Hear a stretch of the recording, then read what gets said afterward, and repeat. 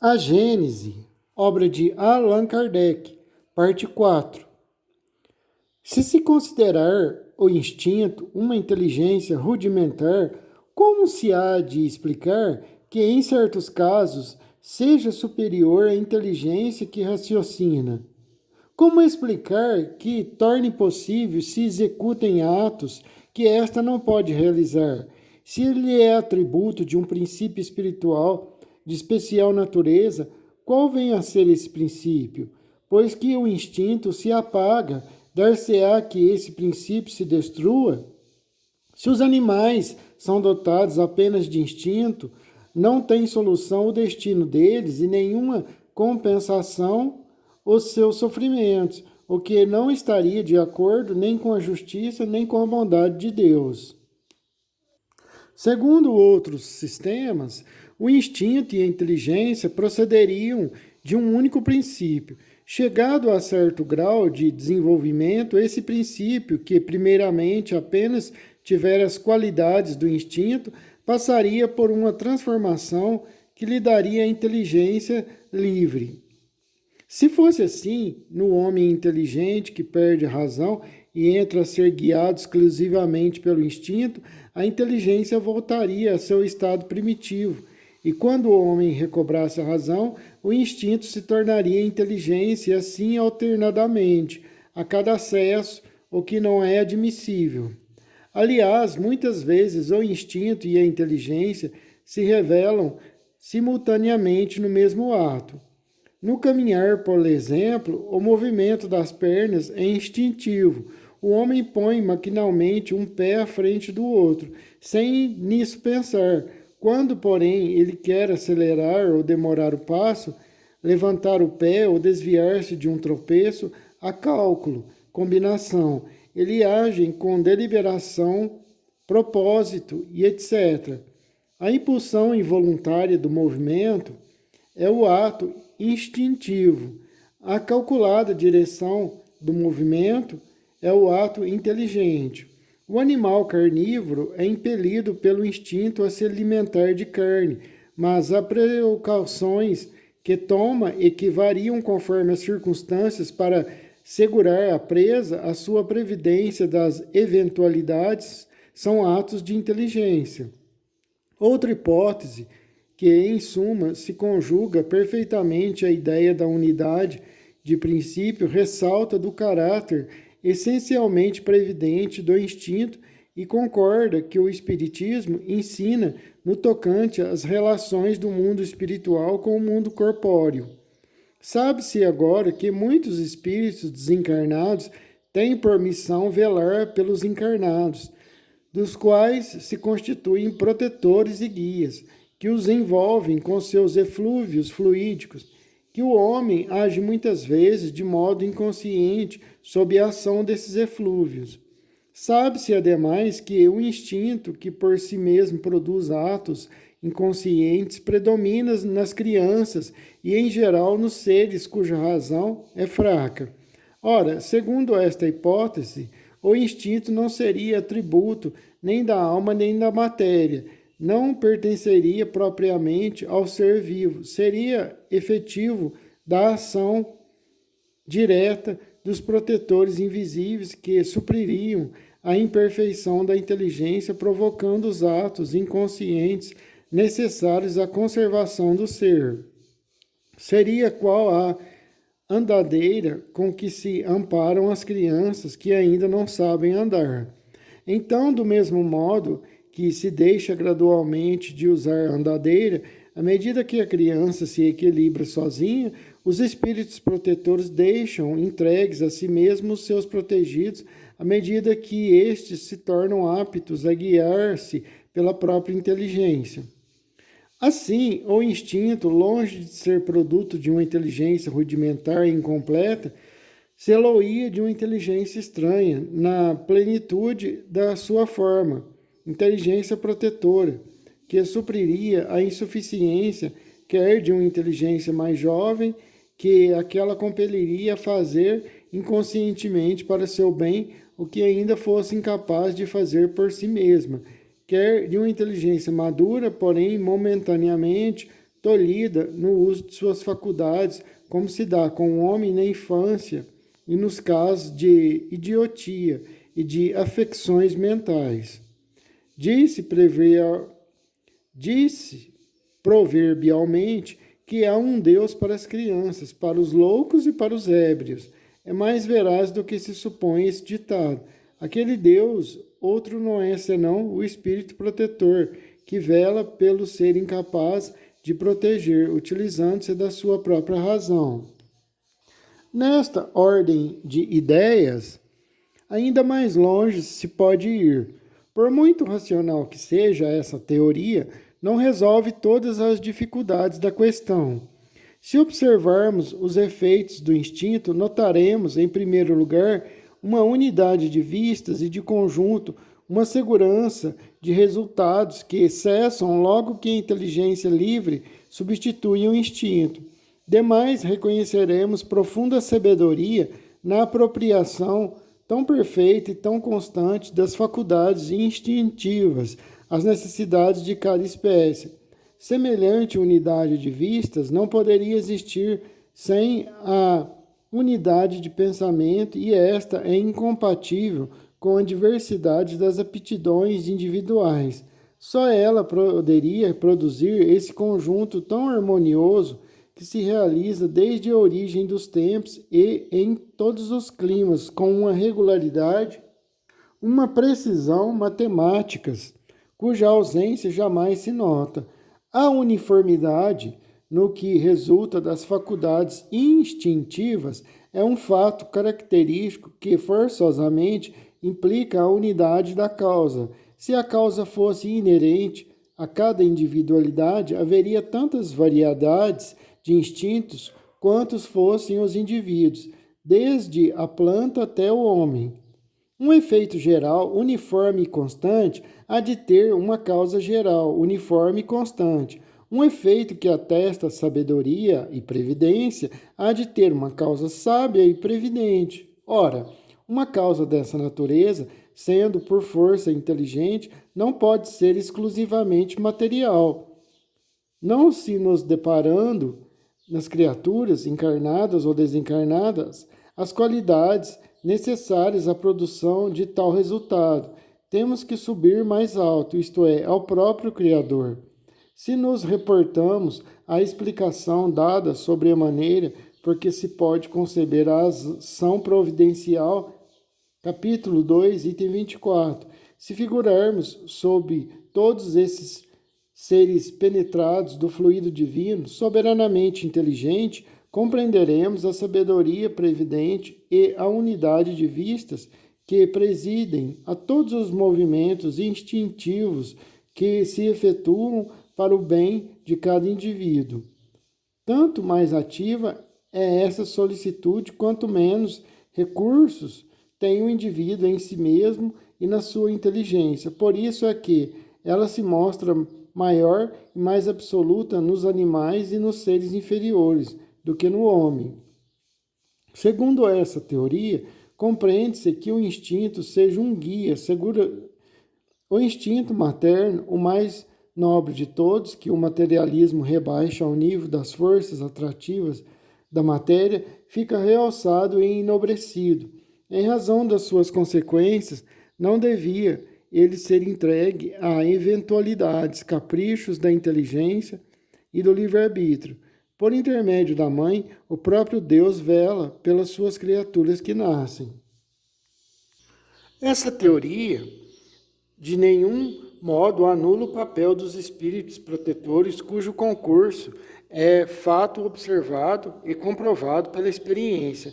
Mas deve-se notar que a ação desses espíritos é essencialmente individual, que se modifica segundo as qualidades próprias do protetor e do protegido, e que, em parte nenhuma, apresenta uniformidade e a generalidade do instinto.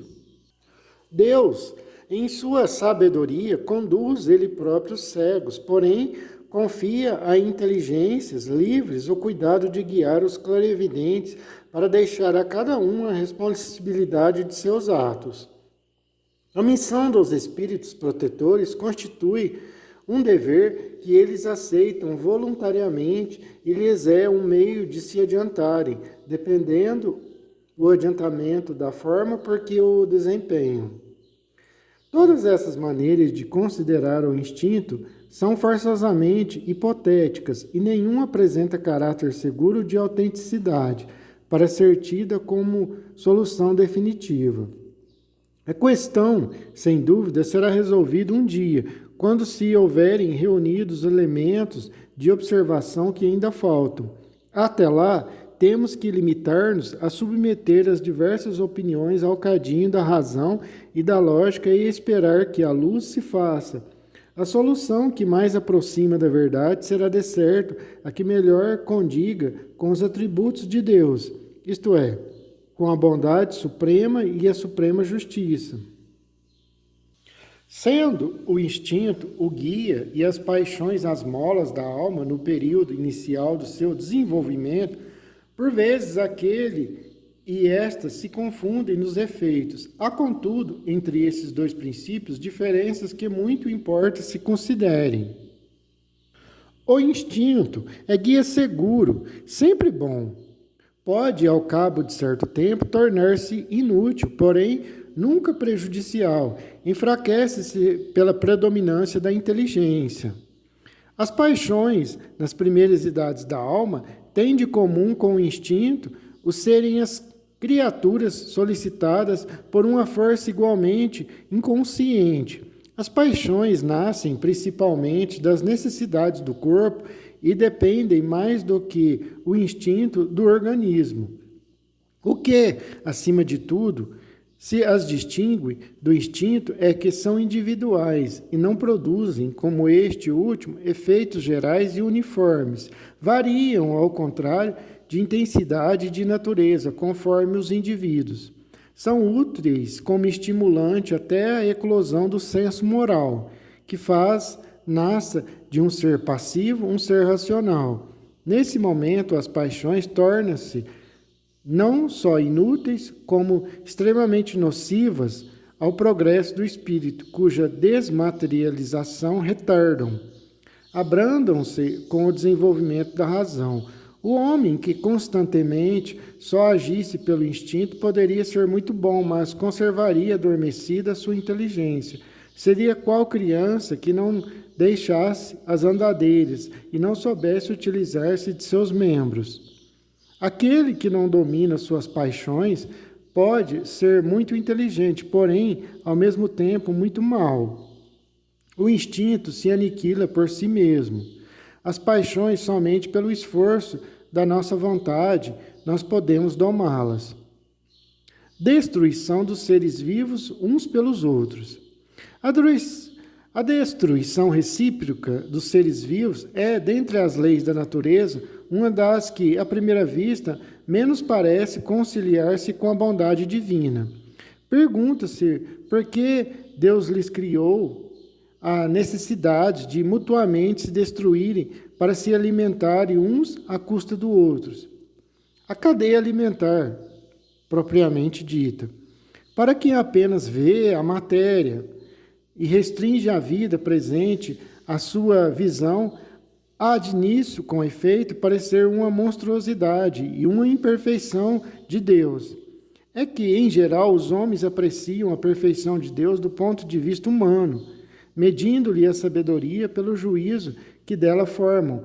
Pensam que Deus não poderia fazer coisa melhor do que eles próprios fariam, não lhes permitindo a curta visão de que dispõem apreciar o conjunto. Não compreendem que um bem real possa decorrer de um mal aparente. Deixa eu pontuar algumas coisas aqui. Eu escrevi certa vez, alguns textos, algumas coisas sobre isso, sobre a cadeia alimentar. Porque às vezes, nas minhas conversas com ateus, eles falam, mas como só basta você olhar na natureza, animais se entredevorando, uns comendo os outros. Se existisse um Deus bonzinho, bondoso, isso aconteceria? Isso aconteceria? Eles me perguntam. Gente, se é assim, se é dessa forma, é porque o ateu ele só vê o presente, ele não vê, ele não E não lança os olhos para o passado e para o futuro, ele só vê o presente, o momento atual, o cético. Se é assim, se Deus fez assim, é porque é a melhor forma do nosso progresso, da nossa evolução. Por enquanto, isso é algo passageiro. Se é assim, é a melhor forma para a evolução dos animais, etc. Isso, essa cadeia alimentar, isso é, de certa forma, uma mola propulsora, faz com que os animais evoluam, porque o animal ele tem também um princípio inteligente, não é uma alma, como é a alma do ser humano, mas é uma alma, é um espírito, só que é de um animal, né? Não é uma alma dotada de razão, etc., que está em processo de evolução. Já uma alma mais perto, entre aspas, assim, que está muito distante, está milhões e milhões de anos de distância, mas a alma dos macacos já está mais perto da alma humana, mas ainda está a milhões e milhões de anos de distância. O macaco, esses seres, o gorila, eles vão reencarnar em outros animais, em outros planetas, que aqui já não existe esse processo mais aqui na Terra.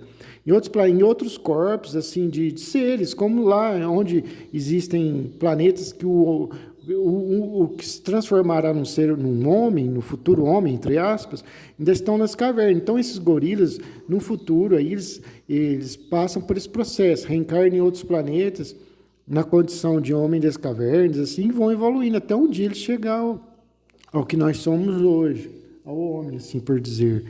E se é assim, é porque Deus fez da melhor forma, essa maneira é a melhor forma para a evolução.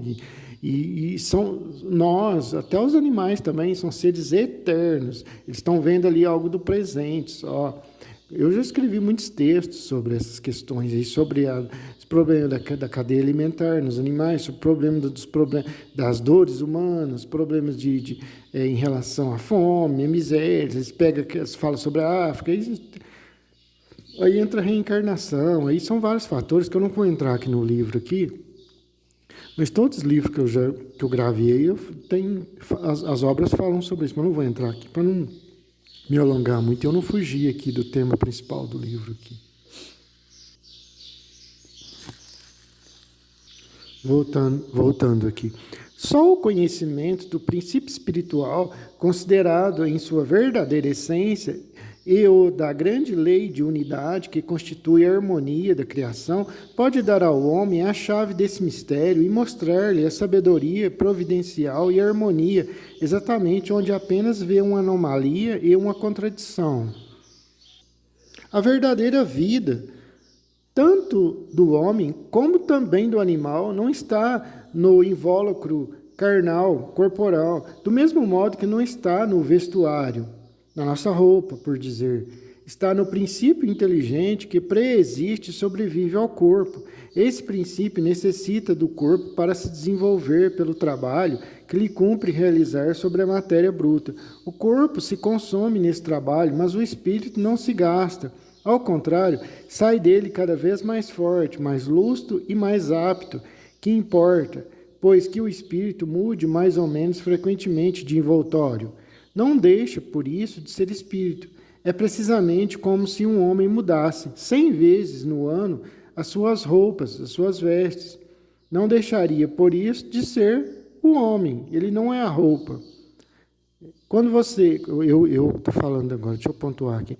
Quando você que está aí ouvindo, tira sua roupa à tarde para você tomar um banho, aquela roupa suja, você põe num canto lá, você não é aquela roupa. Você tirou aquela roupa para tomar um banho, mas você não é aquela roupa, assim como nós não somos esse corpo, nós somos nosso espírito que está usando momentaneamente esse corpo como uma roupa, como uma roupagem, como um vaso, como um veículo para a sua evolução. Se alguém quiser fazer alguma pergunta aí, conversar comigo aí nos comentários, fica à vontade aí, para a gente bater um papo. Se alguma pessoa, eu queria saber sobre isso, o que o Espiritismo fala, sobre aquilo outro. Se estiver dentro do meu alcance responder, eu responderei. Fica à vontade aí nos comentários e pode perguntar aí. Por meio do incessante espetáculo da destruição, ensina Deus aos homens o pouco caso que devem fazer do envoltório material e lhes suscita a ideia da vida espiritual, fazendo que a desejem como uma compensação. Objetar-se-á alguém, mas não podia Deus chegar ao mesmo resultado por outros meios, sem constranger os seres vivos a se destruírem mutuamente? Desde que na sua obra tudo é sabedoria, devemos supor que esta sabedoria não existirá mais num ponto do que no outro. Se não o compreendemos assim, devemos atribuí-lo à nossa falta de adiantamento. Contudo, podemos procurar a pesquisa da razão do que nos pareça defeituoso, tomando por bússola este princípio. Deus há de ser infinitamente justo e sábio. Procuremos, portanto, em tudo a sua justiça e a sua sabedoria, e curvemo-nos diante do que ultrapasse o nosso entendimento. Uma primeira utilidade que se apresenta de tal destruição, utilidade sem dúvida puramente física, é esta: os corpos orgânicos só se conservam com o auxílio das matérias orgânicas, matérias que contêm os elementos nutritivos necessários à sua transformação. Como instrumento de ação do princípio inteligente, os corpos precisam ser constantemente renovados. A providência faz que sirvam à sua mútua manutenção. Eis porque os seres se nutrem uns dos outros, mas é o corpo que se nutre do corpo, sem que o espírito se aniquile ou se altere, fica apenas despojado de seu envoltório. Há também considerações morais de ordem elevada. É necessária a luta para o desenvolvimento do espírito. Na luta é que ele exercita suas faculdades. É o que eu falei. Isso é uma mola propulsora para a evolução daquele ser, seja um animal, etc. e tal, daí por diante. É necessária a luta para o desenvolvimento do espírito. Na luta é que, estamos falando dos animais aqui, obviamente, que ele exercita suas faculdades. O que ataca em busca do alimento e o que se defende para conservar a vida usam de habilidades e inteligência, aumentando com frequência suas forças intelectuais. Um dos dois sucumbe, mas, em realidade, que foi o que o mais forte ou mais destro tirou ao mais fraco? A veste de carne, nada mais. Ulteriormente, o espírito que não morreu tomará outra, voltará. Nos seres inferiores da criação, naqueles a quem ainda falta o senso moral, nos quais a inteligência ainda não substitui o instinto, a luta não pode ter por móvel senão a satisfação de uma necessidade material. Ora, uma das mais imperiosas dessas necessidades é a da alimentação. Então, aí eles falam, né? Olha para vocês verem. Os ateus, nossa, mas é uma crueldade com os animais, uns comendo os outros. Aí, nós não comemos animais, eu falei igual mineiro, nós não comemos os animais, não? Um cara não dá não sacrifica uma vaca, um porco daquela forma, e etc e tal, para a gente. São os seres dotados de razão. Então, tô só falando, não estou aqui pregando que a pessoa não coma carne, que isso aí não tem nada a ver. O que importa no ser humano é o caráter, né? A nossa dignidade. Eu só estou fazendo uma comparação aqui. Os humanos também se alimentam de carne. A maioria, pelo menos, 90% da população mundial ou mais. No homem, há um período de transição em que ele mal se distingue do bruto. Nas primeiras idades, domina o instinto animal e a luta ainda tem por móvel a satisfação das necessidades materiais. No animal, ele luta unicamente para sobreviver, para viver, isto é, para fazer ou defender uma presa, visto que nenhum móvel mais elevado os poderia estimular. É nesse primeiro período que a alma se elabora e ensaia para a vida. Mais tarde, contrabalança-se o instinto animal e o instinto moral. Nas primeiras idades do homem, domina o instinto animal e a luta ainda tem por móvel a satisfação das necessidades materiais. Mais tarde, contrabalançam-se o instinto animal e o sentimento moral. Luta então o homem, não mais para alimentar, porém para satisfazer a sua ambição, ao seu orgulho, a sua necessidade de dominar. Para isso, ainda lhe é preciso destruir. Todavia, à medida que o senso moral prepondera, desenvolve-se a sensibilidade juntamente, diminui a necessidade de destruir, acaba mesmo por desaparecer, por se tornar odiosa essa necessidade. O homem ganha horror ao sangue.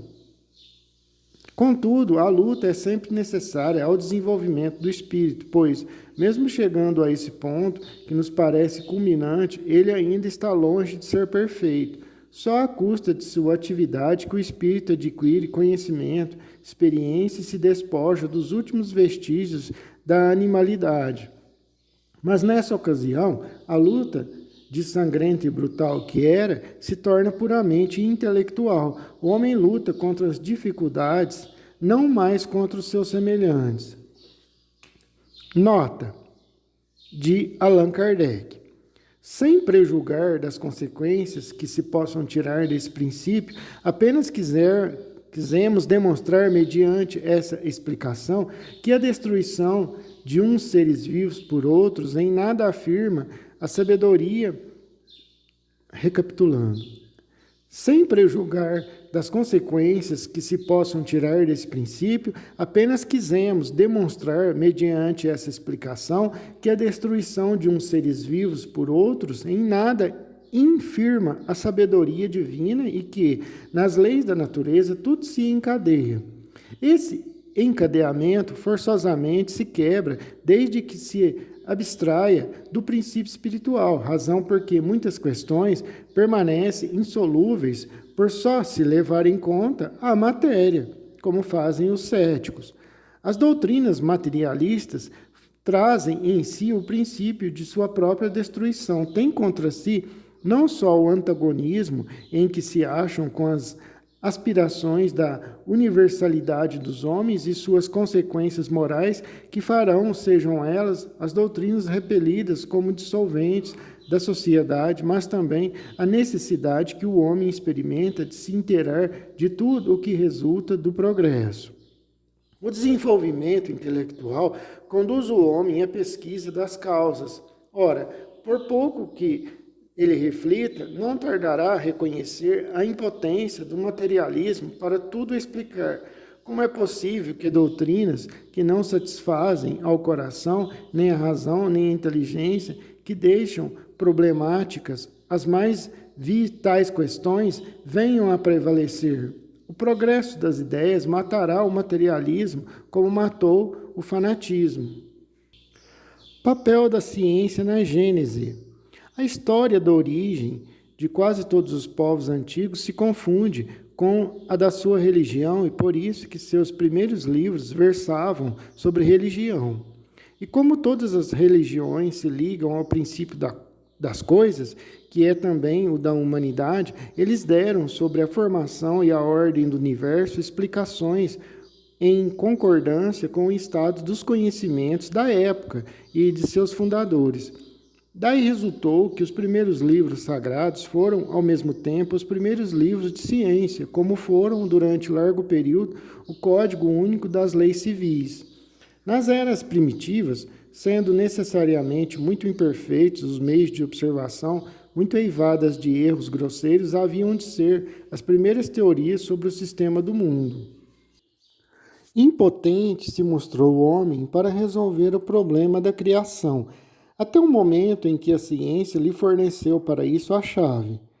Teve de esperar que a astronomia lhe abrisse as portas do espaço infinito e lhe permitisse mergulhar aí o olhar, que, pelo poder de cálculo, determinasse com rigorosa exatidão o movimento, a posição, o volume, a natureza e o papel dos corpos celestes, que a física lhe revelasse as leis da gravitação, do calor, da luz e da eletricidade, que a química lhe mostrasse as transformações da matéria e a mineralogia, os materiais que formam a superfície do globo, que a geologia lhe ensinasse a ler nas camadas terrestres as formações graduais, desde mesmo que a geologia lhe ensinasse a ler nas camadas terrestres as formações graduais desse mesmo globo. A botânica, a zoologia, a paleontologia, a antropologia coube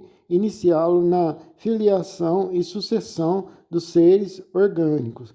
Como a arqueologia pôde ele acompanhar os traços que a humanidade deixou através das idades. Uma palavra, completando-se umas às outras, todas as ciências houveram de contribuir com o que era indispensável para o conhecimento da história do mundo.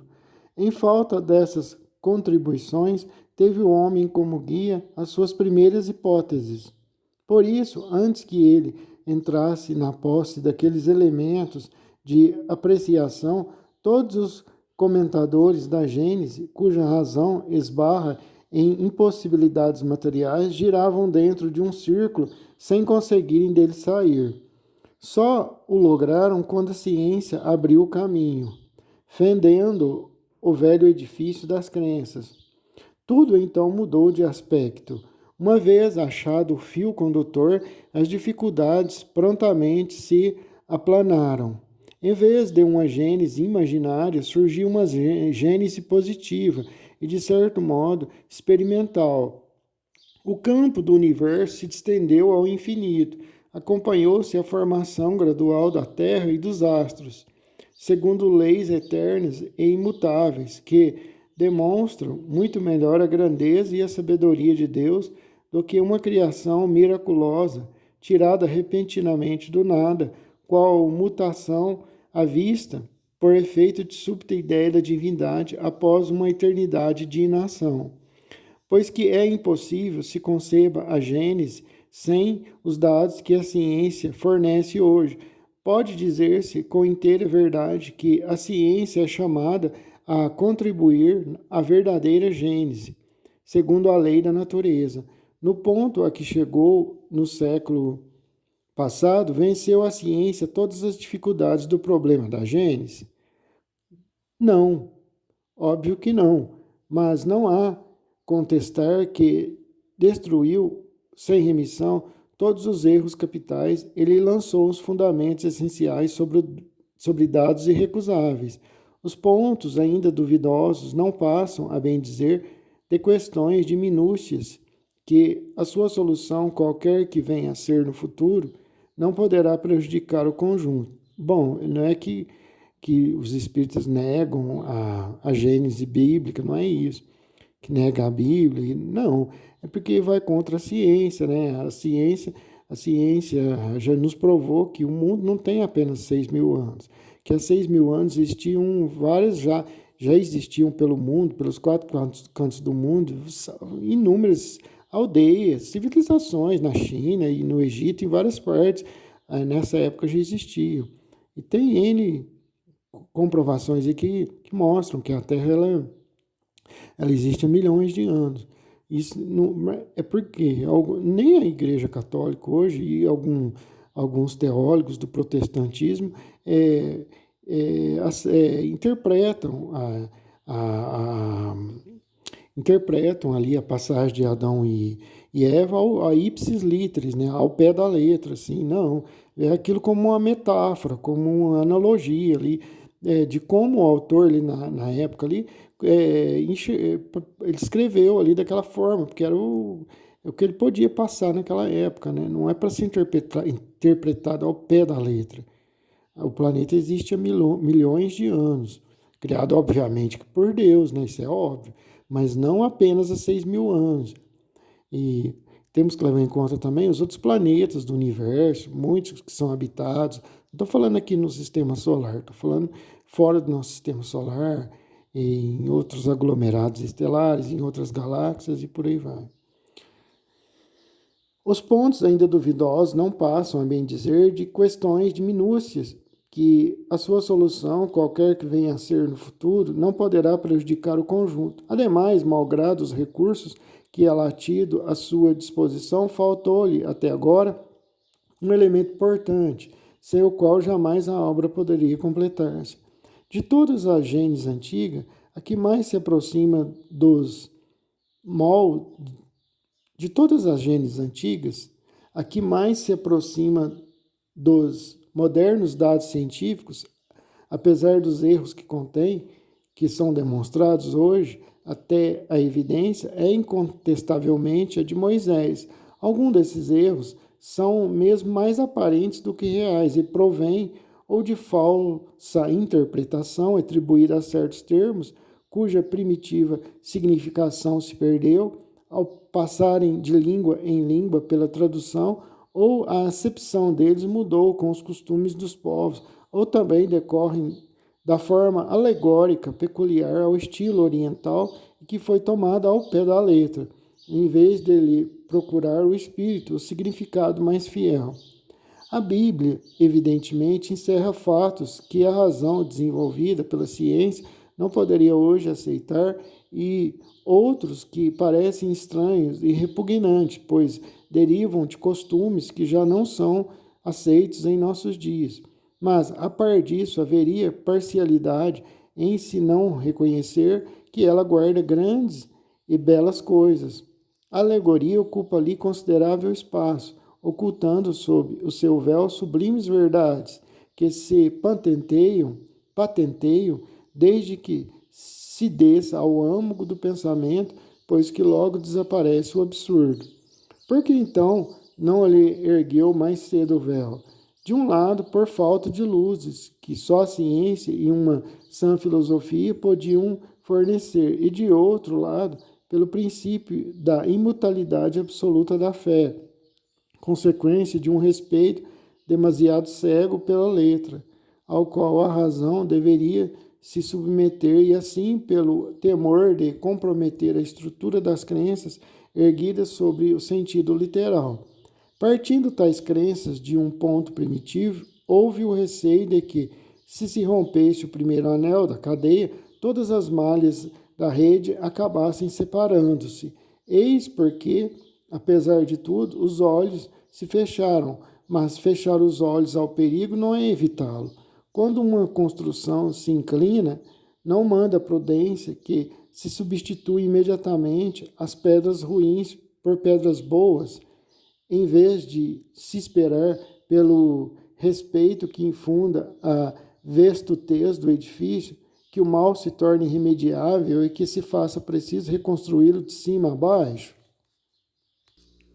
Levando suas investigações às entranhas da terra e às profundezas dos céus, demonstrou a ciência de maneira irrefragável os erros da Gênese mosaica tomada ao pé da letra e a impossibilidade material de se terem as coisas passado como são ali textualmente referidas. Assim procedendo, a ciência desferiu fundo golpe nas crenças seculares. A fé ortodoxa ficou combalida porque julgou que lhe tiraram a pedra fundamental. Mas com quem havia de estar a razão? Com a ciência que caminha prudente e progressivamente pelos terrenos sólidos dos algarismos e das observações, sem nada afirmar antes de ter em mãos as provas ou com uma narrativa escrita quando faltavam absolutamente os meios de observação. No fim de contas, quem há de levar a melhor? Aquele que diz 2 e 2 fazem 5 e se nega a verificar, ou aquele que diz que 2 e 2 fazem 4 e o prova? Mas objetam, se a Bíblia é uma revelação divina, então Deus se enganou. Se não é uma revelação divina, carece de autoridade e a religião desmorona a falta de base. De duas uma, ou a ciência está em erro ou tem razão. Se tem razão, não pode fazer, seja verdadeira, uma opinião que lhe é contrária. Não há revelação que se possa sobrepor à autoridade dos fatos.